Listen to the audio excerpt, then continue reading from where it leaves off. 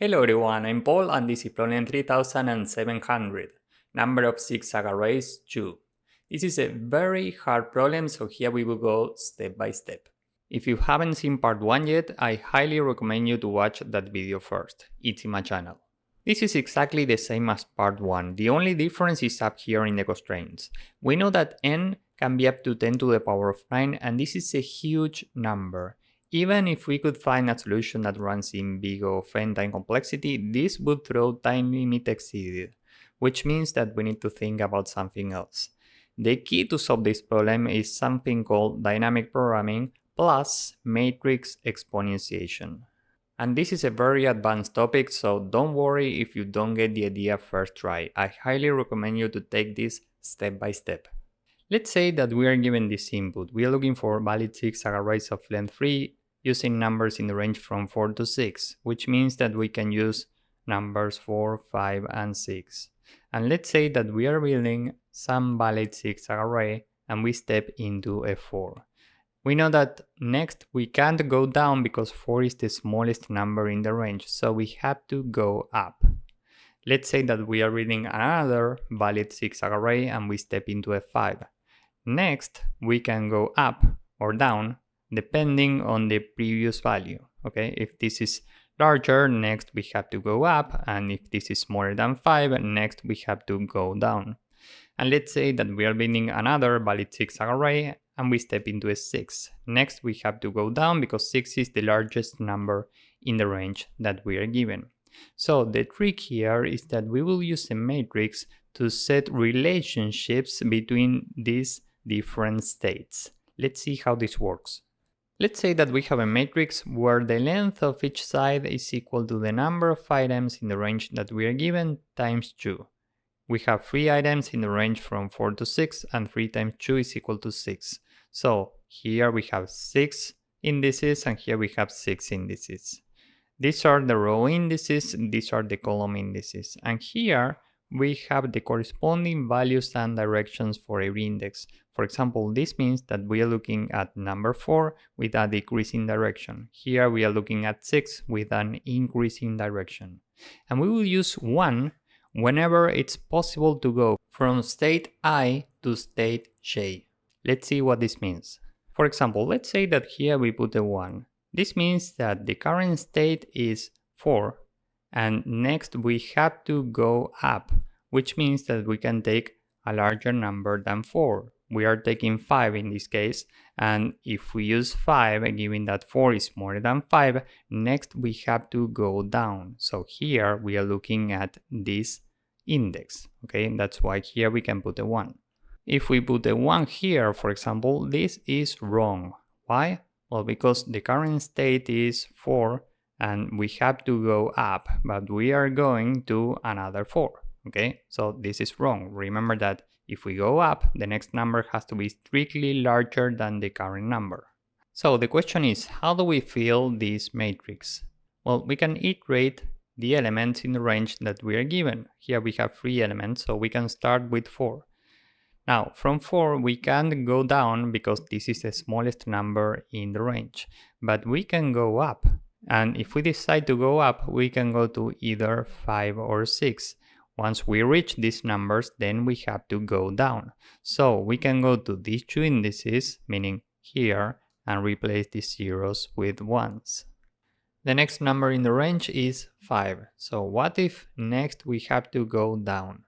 Well, we can go down to 4. If we go from 5 down to 4, next from 4 we have to go up. So here we put a 1. And what if we are at 5 and next we have to go up? Well, from 5 we can go to 6.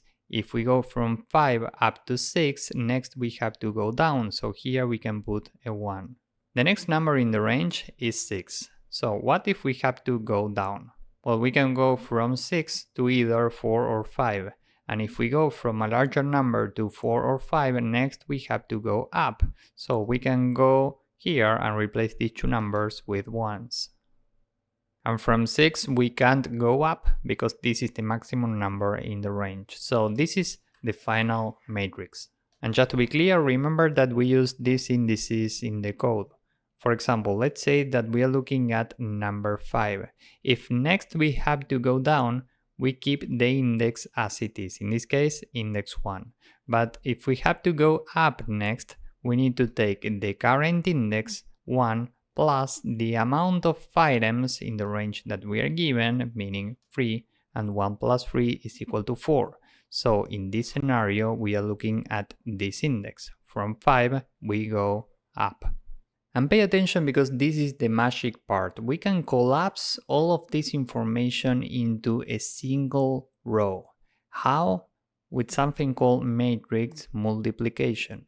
We can build a DP grid with one row and an amount of columns equal to the number of items times 2, meaning 6 in this case. And remember that this is a grid. It's not a 1D array. Why? Well, because we are multiplying this matrix with this big matrix. So let's see how this works. For this result, we do this row times this column. For this result, this row times this column. For this result, this row times this column, and so on. So we start here. What's the result? Well, we do 1 times 0 plus 1 times 0 plus 1 times 0 plus 1 times 0 plus 1 times 0 plus 1 times 0. The final result here is 0, so we keep 0. What do we put here? Well, we do 1 times 0 plus 1 times 0 plus 1 times 0 plus 1 times 1 plus 1 times 0 plus 1 times 0. The final result is 1, so here we put a 1. Next we are here, so we do this row times this column and the result is 2. Next we are here, so we do this row times this column and the result is 2. Next here, this row times this column, the result is 1. And finally here, this row times this column, the result is 0. And now this result is our DP array for when n is equal to 2. For example, this means that there are 0 valid zigzag arrays of length 2 ending with 4 going down. Why? Well, because remember that 4 is the low bound. And this means that there are 2 valid zigzag arrays of length 2 ending with 4 going up, because the previous number can be either 5 or 6. That's why here we have a 2. So now we have successfully collapsed this information into this DP array. But n is equal to 3, so we have to continue, which means that now we need to multiply this by the base once again. And the result when n is equal to 3 is this array. So now we can return the sum of the values here. 2 plus 3 plus 3 plus 2 is equal to 10. So finally we return 10.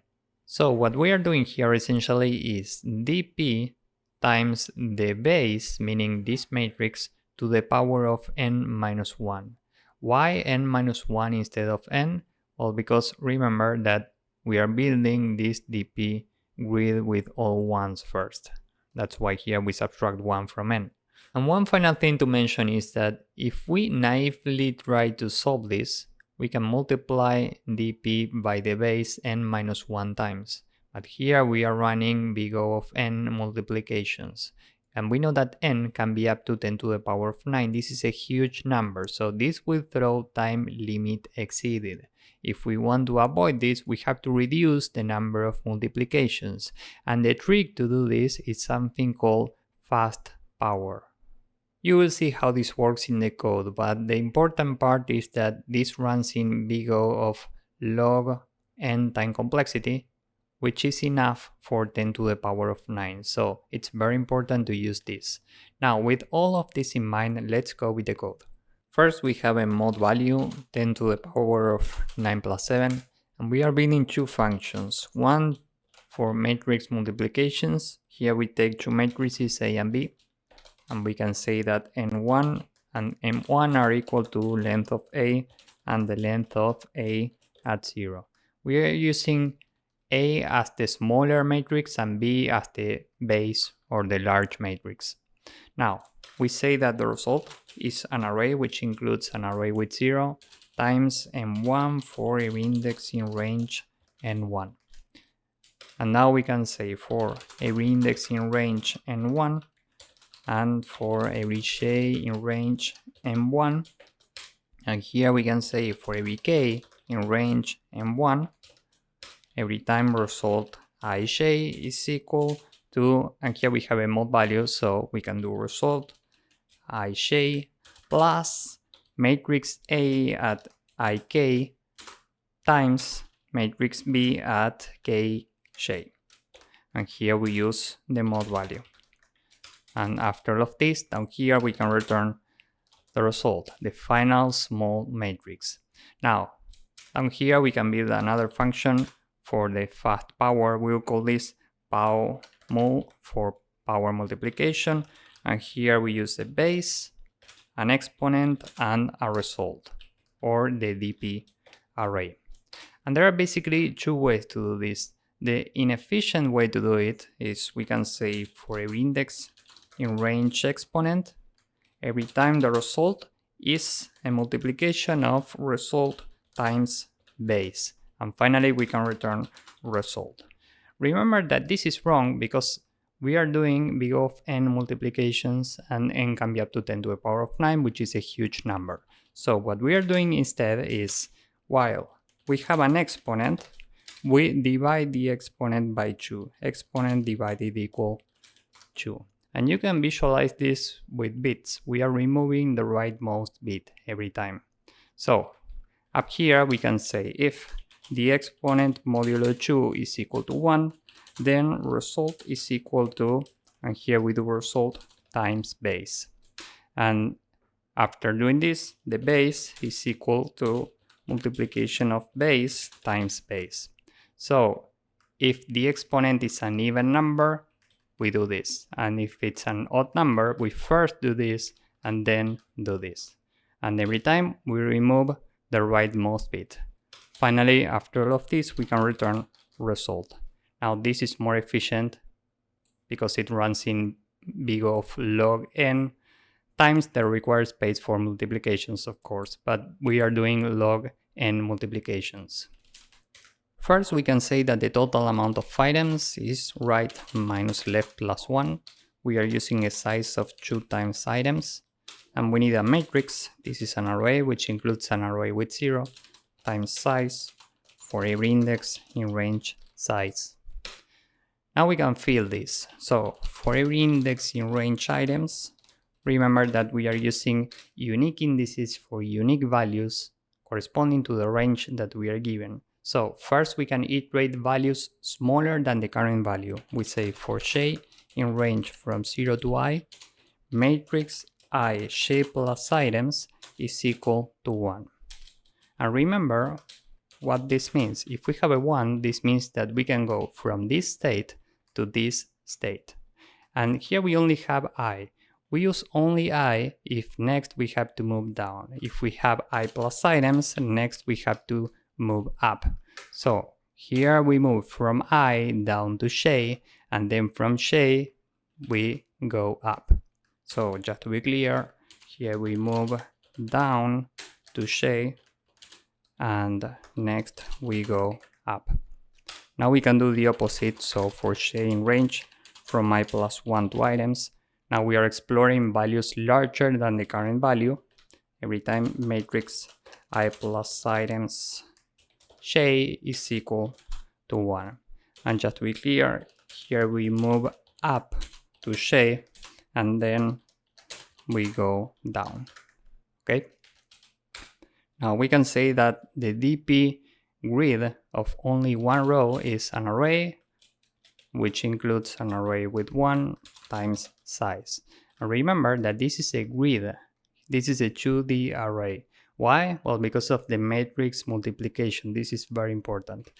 We only have one row, and down here we can say that DP is power multiplication. We use the matrix as the base. The exponent is n minus 1, and we want to store the result in DP.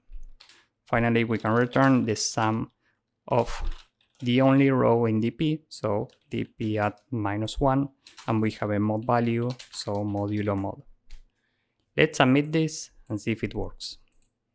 As you can see, this works and it's efficient enough. Here, overall 10 complexity is big of the amount of items to the power of 2 plus log n times the amount of items to the power of 3. And space complexity is big O of items to the power of 2 because of this and this. So I know that this is a very hard problem. If you didn't get the idea, I highly recommend you to watch this video again from the start. And if you found this useful, please drop a like, subscribe, and see you in the next one. Bye bye.